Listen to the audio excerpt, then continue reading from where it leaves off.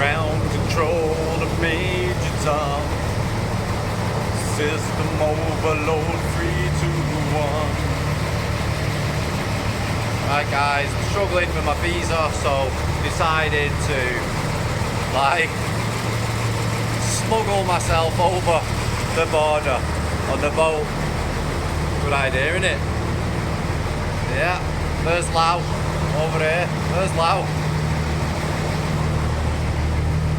There's Thailand. Good morning guys and welcome back to Thai Talk with Dan.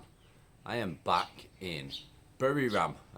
Travelled back yesterday from Nong Khai near the Laos border and decided to come home to Buriram, which I'll explain in a moment guys. But yeah, I am back home in Buriram. Decided to bring everybody back to try and save a bit of money.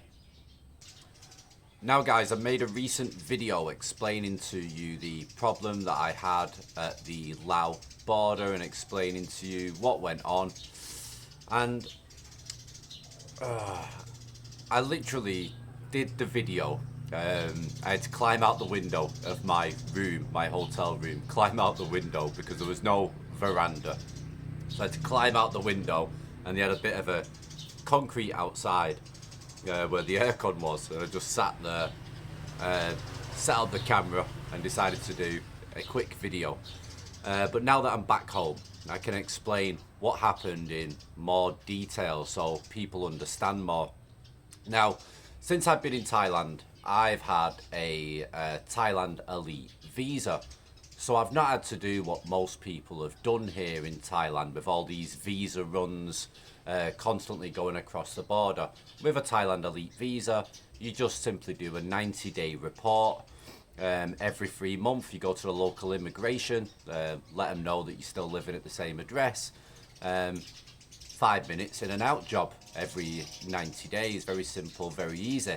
And then every year, if you don't leave the country, you pay a little bit of money. I think, can't remember exactly the price, around about 2,000 baht.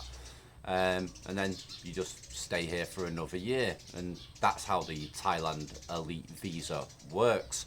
Very simple, nothing complicated about it, very straightforward. So visa runs guys, I have no idea about because I've never had to do them.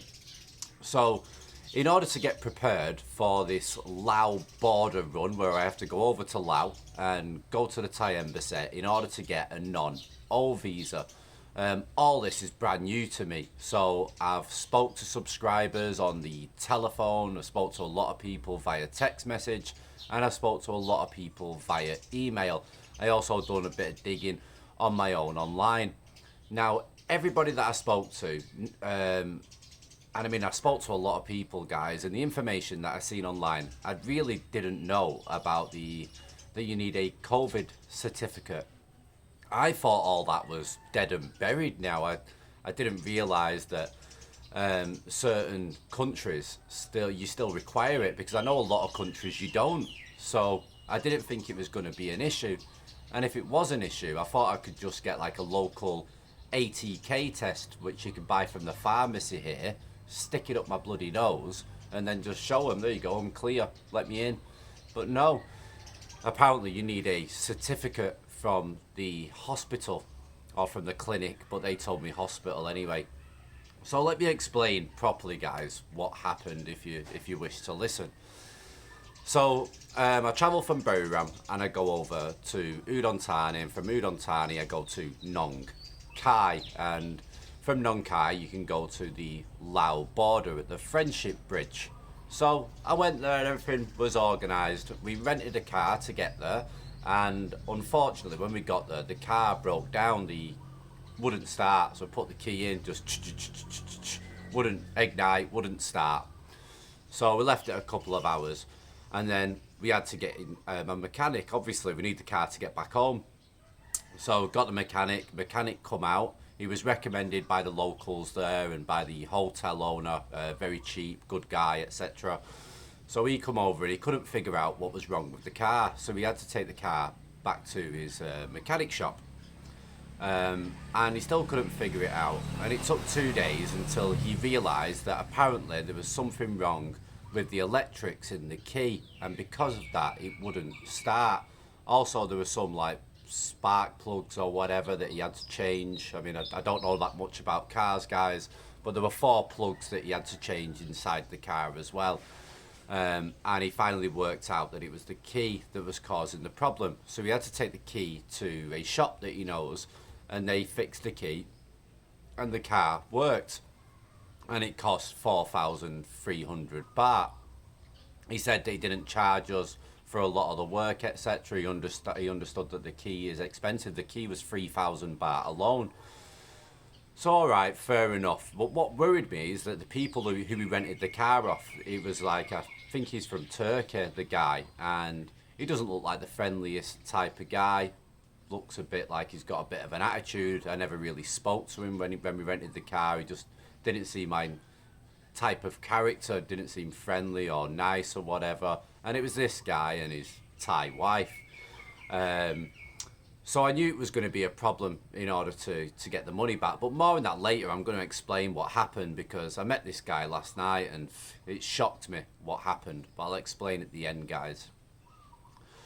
So anyway, I go over to the Lao border and everything runs smoothly. I get on the bus. It only costs 30 baht to go over the Friendship Bridge. Pretty cheap. It's only a kilometre or so away. And I get there, I go to fill out the visa form because I need a Lao visa. I think it's a 30-day visa that you apply for and you pay for there and then. So as soon as I got the forms, there's little tables to the left, which is nice and organised. Little table to go put your form on, grab a pen and fill it out. But all the pens had been snapped off the wires, every single one of them. And there was about 6 or 7 tables. And then when I looked around, I seen a guy who was sat there with the forms. He had forms as well. And I think what he was, I know what he was doing. He was basically trying to sell people forms and fill them in for them to generate money. So this obviously would have been the guy that snapped all the pens off. But this was right outside the window of the immigration officers. So I was pretty shocked that that could actually happen. It's not a good first impression when you go into a new country where you apply for the visa to get your visa and get into the country. So the first impression straight away was that, right, some guy's trying to make money out of me already. So anyway, I had no choice because I didn't have a pen. Yes, I was unorganised. I didn't get a pen. Like I said, I've not done these visa runs, so I didn't have a clue, guys, what to expect. I've lived in Thailand for 6 years, but like I said, I've had it easy with a Thailand Elite visa. I've not had to deal with all this kind of stuff before. So I go over to him and I have to take it on the chin and get this application form filled in. So anyway, I fill it in. I pay the guy 40 or 50 baht. I can't remember now. And then I go over to the window. Now the window, I speak to this woman, and for some reason, I don't know what it was, she just seemed to have an attitude and she didn't seem happy, and it was like she didn't even want to deal with me. It was like I was a big hassle just to go to the window to apply for a visa, that's all she does as a job. So I'm thinking, wow, is this what Lao people are like? I have no experience with Lao people whatsoever. Don't know anything about the country. Never even thought about going over there before. So all a bit of a shock. But she wasn't helpful in any way. She basically, I give her my passport, give her the forms, then she basically asked for a vaccination card, yeah? You must get like a little card or something now to say you've been vaccinated. So I've never been vaccinated, guys. I've tried to avoid it. I live out in the sticks in Buriram. Why do I need that? I'm not going to hurt anybody else. I stay away from everybody. I don't go out, don't do anything. I just sit and work 7 days a week. And I'm out in rural Thailand. So I've avoided this jab stuff because I found it all crazy. You get one jab, then you get another jab, then you need another jab and another jab, and it's just, and then I hear people getting sick and people. So yeah, I've just avoided it. So I said, I don't have a vaccination card. So she goes, right, do you have a COVID certificate? She didn't say it like that, guys. I mean, she hardly spoke any English. I had to try to translate what she was going on about. So I said, no, I didn't realise I needed one. Is there a place where I can just go get a test now quickly and show you I don't have COVID so I can go over? And she goes, no, back to Thailand. No can enter Laos. So it's like, right, okay. And then she's looking at me as if to say, right, go away. I felt like I was dealing with a police officer. I felt like I'd been in trouble. She didn't look happy. So anyway, I just thought, there's no talking to her, there's no dealing with her, there's no like negotiating with her, there's no nothing. So yeah, I had to go, and then I'm trying to speak to these Lao guys, and I couldn't understand like anything. One of them spoke a bit of Thai, or it sounded like Thai, enough for me to understand a bit of what he was saying. And I'm trying to get a bus, and then he asked his friend, can you take him back? And he goes, no, because it's only a kilometre, he's not going to make enough money to do it. So I'm like, right, okay. So I look around, and eventually I see a ticket office for a bus to go back. So I'm like, oh, brilliant. Go over, pay my 30 baht, get back on the bus, wait 5 minutes, get back on the bus, go back across the Friendship Bridge, and then I have to sort out the car and everything then as well. And then I do a bit more research because I don't want any more shocks or surprises to happen. And then I find out, guys, that you have to book an appointment since 2019. You have to book an appointment to sort out a visa in Laos. Now, I was told by the agent, and I was told by the people that I've spoken to and messaged and emailed. I spent a long time speaking to people, and everybody basically said I can just turn up and go get the visa. But you can't. Since 2019, that's all changed. You can't just turn up and get a visa. You have to make an appointment. And in busy periods, it can take like a month to book an appointment, apparently. So I go on the website to find out where the website was to book an appointment, and I had a look, and I couldn't find one for the same day. I couldn't find one for the next day or the day after. Literally, the earliest appointment was on the 21st of December. Oh, what a pain, eh? But so then I had to accept that I couldn't research for any fixer to fast track the appointment or anything. So I had to accept, right, I need to book an appointment, I need to do it properly. Now, some people have said that you need a bank statement, and then other people that have been there have said you don't need a bank statement. Yeah, basically, guys, the problem that you've got with these visas is that some people say you need this, you need that, and then other people say no, you don't need that, you just need this. And these people that are saying this have all been to the same bloody place. So it's very confusing, and you don't know who to believe. You don't know what's going on because you don't know who's giving you the right information. So this time, I'm going to go back on my own. I'm either going to drive the scooter, I'm going to go on my PCX 150. I'm debating whether to drive my scooter there, which will probably take about 6 hours, and just go that way. It's the cheapest way of probably getting there. Or I go on a bus and I go to Udon Thani, and from Udon Thani I get a different bus and I go to Nong Khai, and then from Nong Khai I'll get a tuk-tuk and go to the border and try it again. But this time I'm going to make sure I've got bank statements, I've got photocopies of my passport, photocopies of my visa. I make sure I've got 2 pens in my pocket. So if anybody else struggles, I can give them the other pen for free. Hopefully it's a different woman on the counter. Bloody hope so. Someone who actually smiles and looks happy to see me, you know. I wasn't rude, I was very nice, friendly, but that woman seemed to hate me. But yeah, I'll make sure I'm super organised this time. When I go back in a few days, I'm just debating whether to drive back on the scooter, because there's a lot of roadworks on the way there, so I think the scooter might get there actually faster. And I used to travel around everywhere in Thailand on a Kawasaki Ninja 650, but I sold that now. I got rid of it since I had my son. I thought, no, it's not good for me to drive around on a big bike anymore. So it'd probably be a lot more comfortable driving around on the PCX. So anyway, guys, that's the plan. I'm going to have to go again. Make sure that I'm properly organised this time. Now, I just want to say a very big thank you to people that actually donated via the video. I wasn't expecting that, guys. When I make videos, right, with me, I'm very different to a lot of YouTubers, I think, because I just tell you the truth. whether it makes me look good or look bad, I just tell the truth.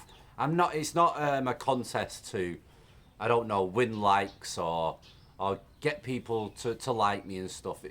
It's my channel's not about that. My channel's about just giving insights into things, and just being very truthful and transparent on my channel. So on my video, I explained honestly that I'm not going to have enough money when I get back to pay for the dependent visa, the family visa, right? Because I've got to pay an agent to do it for me. Um, and realistically, I'm not going to have enough money. I'm hoping to, um, I'm hoping that a friend's going to help me. Um, but, you know, it all needs paying back and stuff. And I don't really want to be in debt and I don't like to borrow. And yeah, it's not nice, guys, but you've got to do what you got to do. I mean, at the end of the day, I'm fighting to be with my family here in Thailand, and that's the most important thing. Sorting all this out at Christmas time isn't exactly the best time to do it, um, because it's Christmas, you know. I'm supposed to be buying presents. I've not bought anything. I'm not organised for Christmas whatsoever.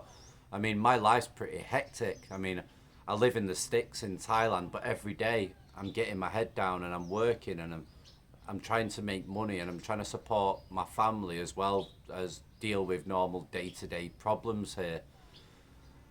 So yeah, it's tough. So it's going to be a struggle to get through Christmas. It's going to be a struggle to sort out this visa and stuff. Um, but I've got to do what I can to stay with my son, stay with the missus, and be a father and be a husband and just stay here for my family, guys. You know, that's what it's all about, innit? So yeah, I've got to just deal with all that later. Just concentrate on getting this non-O visa and then coming back and then dealing with those problems as well.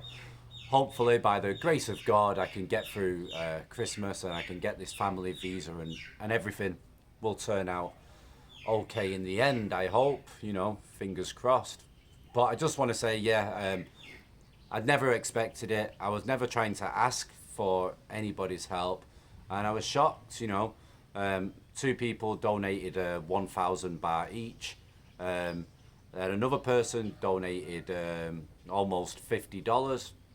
Another person donated £20 via PayPal. Um, and then someone donated $1 via Patreon. But every little bit helps, guys. You know. But yeah, a very very big thank you. I'm very humbled that people would actually do that for me. You know. Yeah, I was shocked, guys, and yeah, I felt a bit bad, but because I will never come online and I'll never e-beg or anything like that. I don't want to be like other YouTubers that I've seen. Even if I was sleeping out on a tent on the street or on a park bench, I still wouldn't want to be making YouTube videos saying, please help me, please help me. It's just, I'm a bit of a proud person, I always have been. Even when I'm in trouble, I don't really want to ask, but sometimes, yeah, you have to, but I just don't think I could ever do it on a YouTube video. But anyway, what I'm trying to say is thank you for helping, guys. It's very much appreciated, and it's, you know, it's great. Right, the car. Right, the last bit, the final bit, the car. So anyway, went to go and see the guy last night. I drove back, by the way. It took me 6 hours to drive back to Buriram. And then we had to go and see this Turkish guy. I think he's Turkish guy and his wife. And we went to go and meet them at the shopping centre to drop the car off. Now, the missus drove the car and I drove the motorbike because we obviously had to get back as well. I had to bring her back. So we drove the car. She drove the car, sorry. And she almost had an accident. Some bus and some car almost had an accident and she had to slam on. So she was pretty shook up. So she didn't end up going to fill the car up with gasoline and get it full. And I went to the gasoline and she wasn't there. I couldn't find her. So then I went to the shopping centre thinking, is she there? And I couldn't find her.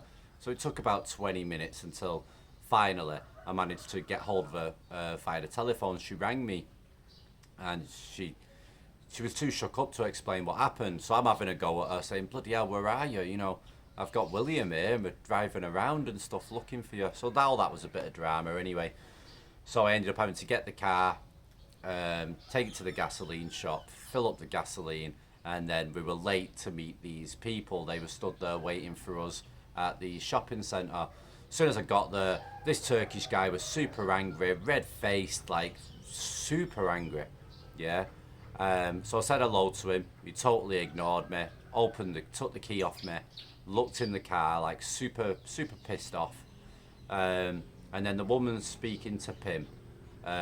So I just leave them two to it, and I'm just like looking at this guy going, bloody hell, what's wrong with you? Your car's perfectly fine. It's me that's out of pocket that's paid for the car. It's all fine. Your gasoline's full. There's no scratches or dent. You know, there's nothing wrong with your car.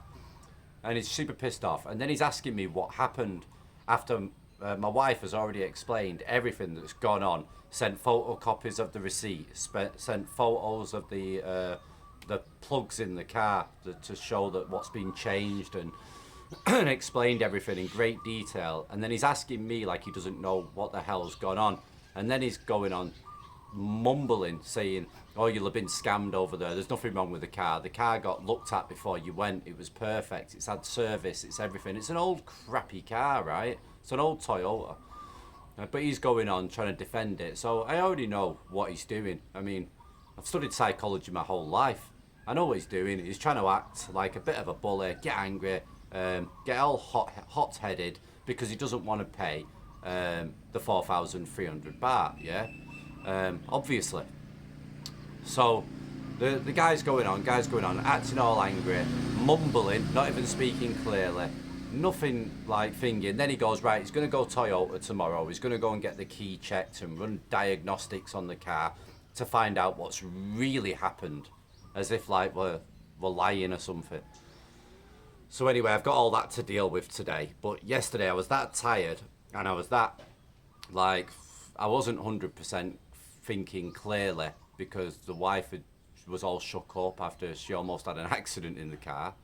So I wasn't thinking clearly. So we ended up going. I didn't get my 2,000 baht deposit back as well for the car. They're supposed to be sending that via the bank, but I don't think anything like that's going to get sorted until they go and check the car at Toyota.